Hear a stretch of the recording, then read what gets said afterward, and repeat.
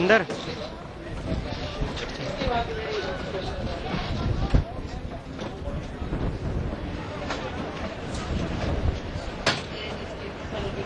of Pharmacy. So please give them a big round of applause.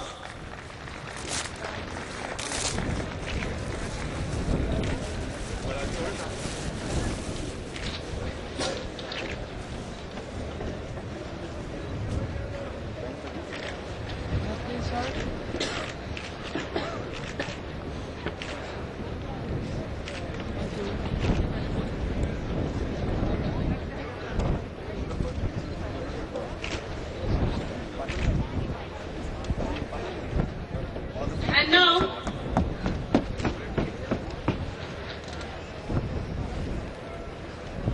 the trust Sri Bharat Singhal ji for his outstanding contribution towards promotion of education at a global level and putting on the path of glory by his superb intellectual sense and acumen. For this, I request the office bearer of AIATF, Chairman Anti-Terrorist Front, Sri M.S. Bittaji, Mr. Jatin, Treasurer, AIATF, Mr. Pankaj Jain, with Sri Gagan Kumar, Praveen Gupta, and Sri Sanjay Singhal, please come on the dais. के अंदर उत्तर, दक्षिण, पूर्व, पश्चिम देश की विभिन्न intellectual university के अंदर घूम कर एक रिवोल्यूशन पैदा कर रहे हैं। इस ऐतिहासिक क्षण को हम एक यादगार बनाने के लिए यहाँ उपस्थित हुए और जो ये ऐतिहासिक हरियाणा की धरती करनाल, जहाँ आरपीआईटी के प्रांगण के अंदर बड़े हमारे रिस्पेक्टेड टीचर्स, स्कूल के स्टूडेंट, जो स्कूल के हमारे टीचर्स हैं, उनका इस मंच के माध्यम से मैं हार्दिक अभिनंदन फ्रंट के माध्यम से स्वागत करता हूं। और इस मौके को यादगार बनाने के लिए हमारे बीच में संसद हमले 13 दिसंबर 2001 को भारतीय के संविधान के ऊपर जो हमला हुआ, शहीद नानकचंद की पत्नी गंगा देवी जी भी मौजूद है। मैं उनको भी मंच पे बुलाना चाहता हूं करतल ध्वनिया तालियों के बीच में, जो इस ऐतिहासिक गंगा देवी जी हमारे बीच में कारगिल युद्ध से एजुकेशन जिनके अथक प्रयासों से संभव हुआ, जिन्होंने शिक्षा क्रांति के माध्यम से एजुकेशन के अंदर नए डायमेंशंस दिए।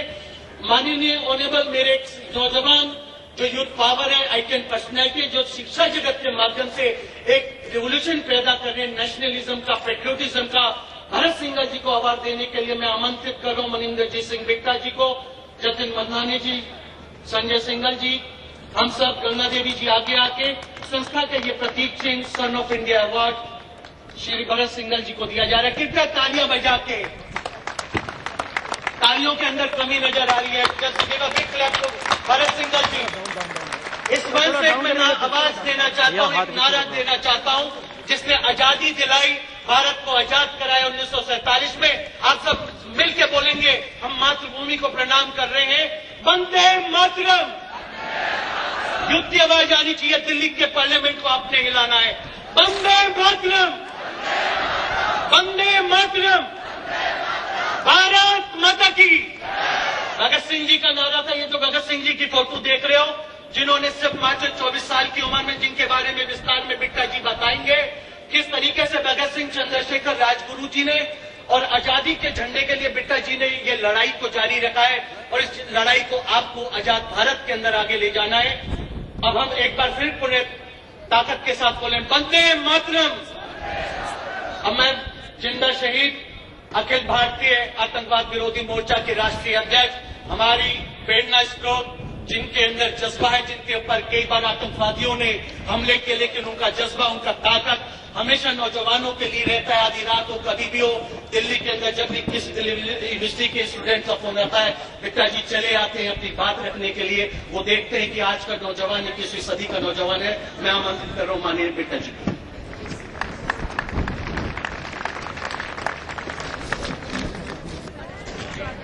श्री आरपी सिंघल साहब जी, श्री भरत सिंघल जी, श्री गंगा देवी जी और इस पूरी ऑर्गेनाइजेशन को बड़े अच्छे रूप में चलाने वाले गुप्ता साहब, संतोष यादव जी, और विक्रम जी, मेरे साथ आए हुए प्राग जी, जितिन जी, गगन जी, और यहाँ पे बैठे हमारे देश के आने वाले फ्यूचर, हमारे देश के मजबूत करने वाले मेरे भाइयों बहनों और हमारे बहादुर स्टूडेंट दोस्त। मैं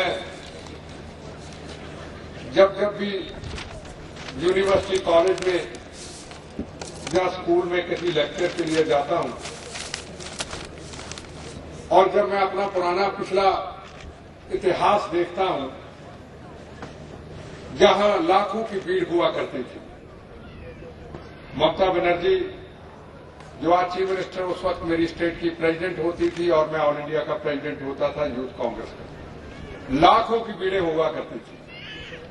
पर आप लोगों के बीच में जब आता हूं तो मुझे लगता है कि वो झूठ था और आप लोग सच हैं, क्योंकि आपके अंदर जो देश प्रति जज्बा, वंदे मातरम के प्रति जज्बा, भारत माता की आजादी की रक्षा के प्रति जज्बा जो आपके नौजवानों के अंदर मिलता है, वो राजनीतिक रैलियों में नहीं मिलता।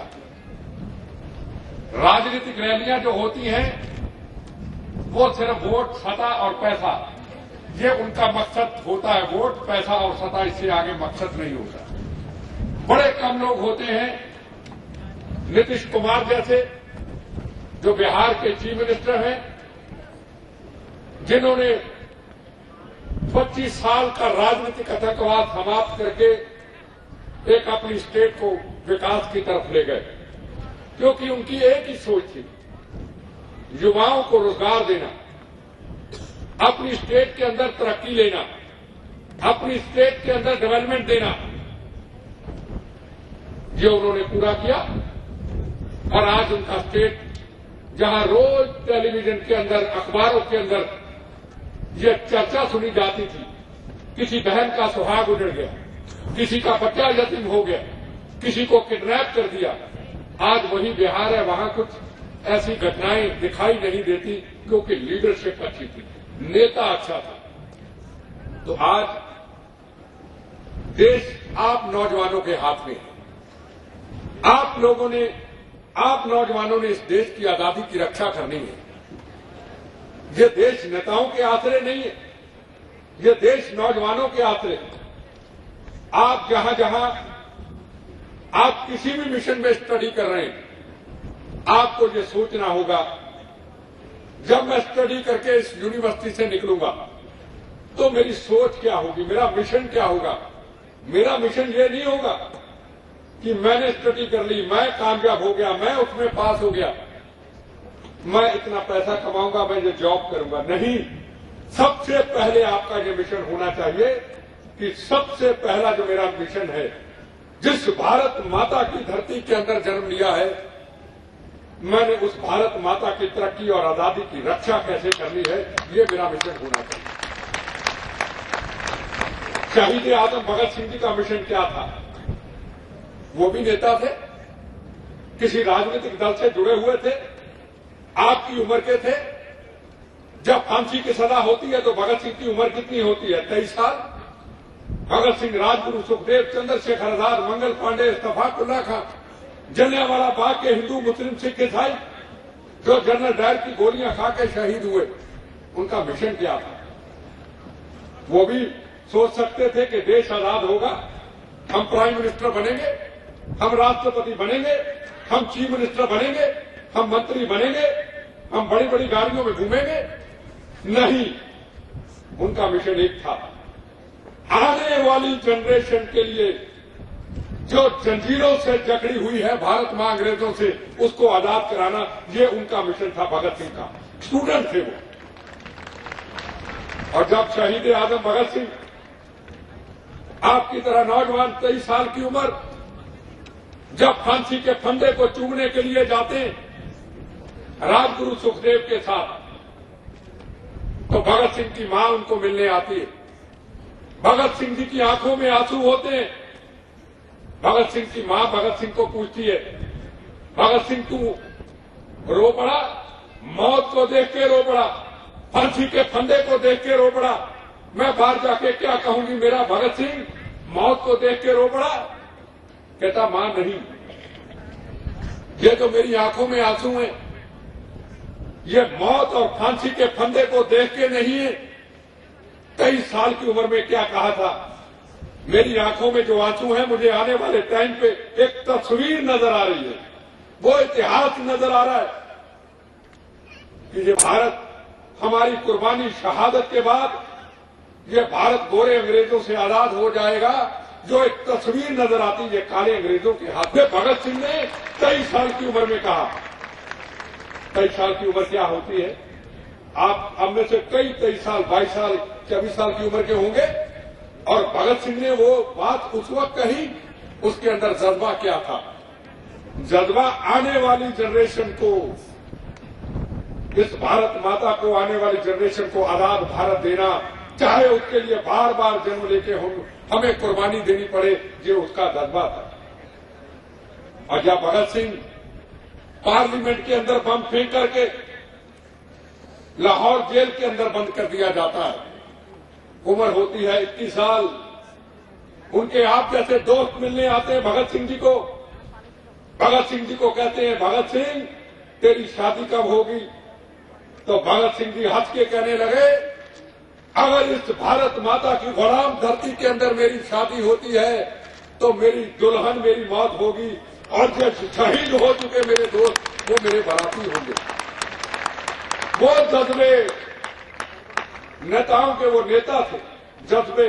और आज के नेता राजा, करमाणी, लालू प्रसाद यादव, ये आज के नेता हैं, आज के नेता हैं।